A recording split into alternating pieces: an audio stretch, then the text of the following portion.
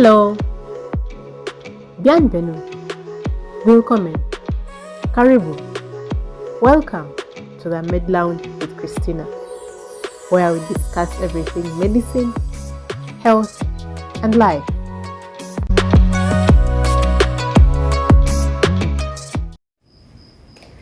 This is the Med Lounge.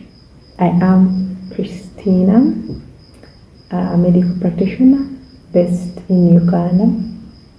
I am very happy that I have started this YouTube channel. It is something that I've always wanted to do. And so for my very first video, I'd like to talk about malaria eradication. We shall share the success stories of countries that have been able to completely eradicate malaria. We shall also talk about why Africa as a continent has been unable to eradicate malaria. Majorly, I'll be talking about the success story of the United States. I won't share stories of the other countries, though we shall talk about them, those that have been able to eradicate malaria. These are countries that previously had malaria. They were having the same issues that we have as Ugandans, that we have as Africa when it comes to malaria. Majorly, I will share the success story of the United States. This was the very first country to successfully eradicate malaria. And we shall look at why Africa as a whole has been unsuccessful or is still unsuccessful, unlike some of these countries. Malaria was introduced in Northern America in the 17th century by the European settlers and African slaves.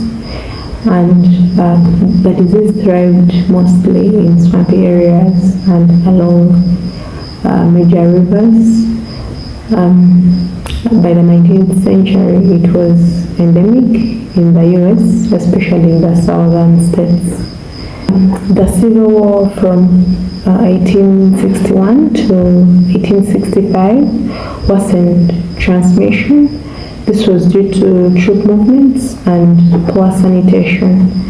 The US Army and public health officials started experimenting with malaria control in the 1900s. And the turning point came from the construction of the Panama Canal. That was in 1904, I think, to about 1914. So they were trying to construct the Panama Canal.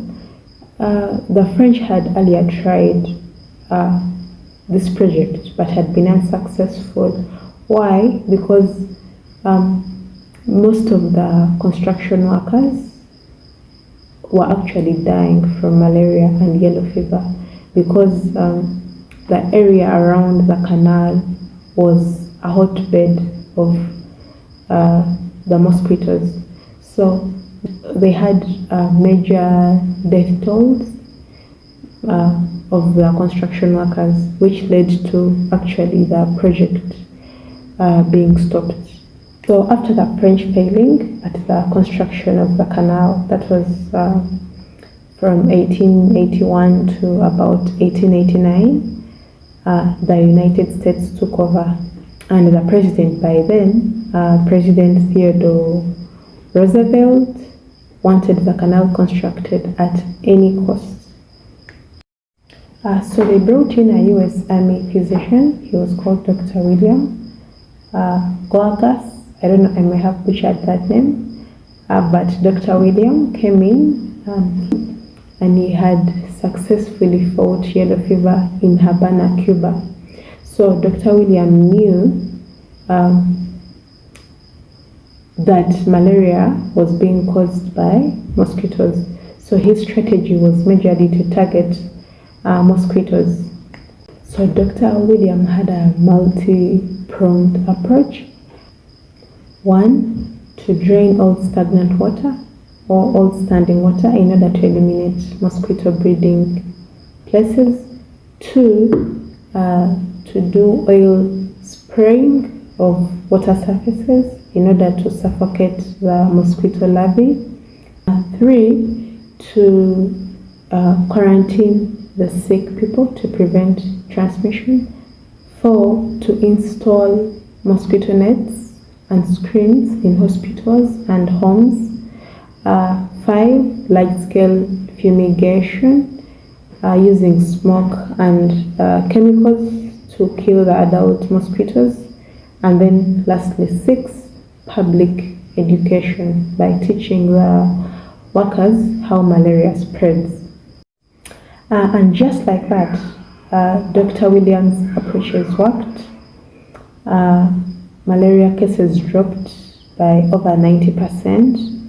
The mortality of the construction workers plummeted from like 10.7 to 1.6 per 1,000. So the construction of the canal was possible, so they were able to construct the canal, but that was not the only success.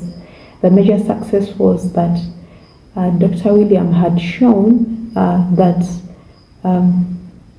with mosquito control, they were able to stop the deadly epidemic. So this was a proof of concept. And not only malaria, but also yellow fever had been controlled in the United States.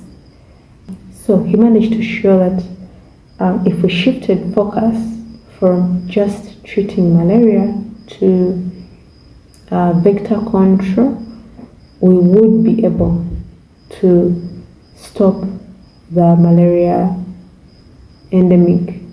And most of the countries that were later able to eradicate the malaria used these methods. They focused mostly on the vector control. Then the World War II came, and malaria was again a major problem during this period. So the United States decided to form what they called the Malaria Control in War Areas program. That was from 1942 to 1945, and this was to protect both the soldiers and the civilians from malaria. So the approaches that were used in this were majorly three. There was large-scale DDT spraying. That was before DDT became a concern. There was still health education campaigns to promote preventive measures, and then improved drainage projects to reduce mosquito habitats. And this Malaria Control in War Areas program laid the foundation for what later became the National Malaria Eradication Effort. So in 1947, the United States launched what they called the National Malaria Eradication Program. This was a coordinated effort between the Centers for Disease Control and Prevention, the CDC, and the state health departments. This program focused on DDT, widespread DDT spraying, whereby over 4.6 million homes were sprayed, and then the elimination of the mosquito breeding places where swamps, drainage ditches, and standing water areas were either treated or completely removed. And by 1951, malaria transmission had been completely eliminated in the United States. The only left cases were those brought in by immigrants or the travelers, or still the military troops. So by 1951, there was no more malaria in the United States. And that is how the US had been able to win the battle against malaria.